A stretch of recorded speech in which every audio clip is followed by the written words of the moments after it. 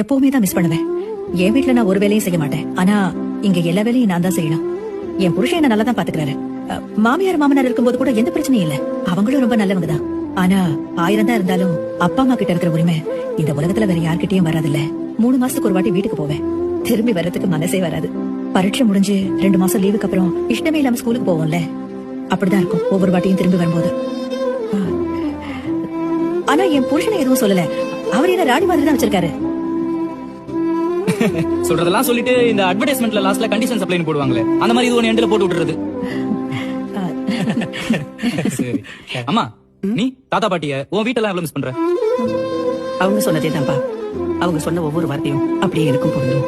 ஏண்டி, நான் உன்னை ராணி மாதிரி தான் பாத்துக்கிறேன். பாப்பா, உங்க மேல எந்த தப்பும் இல்ல. நீங்க அவங்கள ராணி மாதிரி தான் பாத்துக்கிறீங்க. ஆனா அவங்க வீட்டுல அவங்க ராணி மாதிரி இல்ல, ராணியாவே இருப்பாங்க.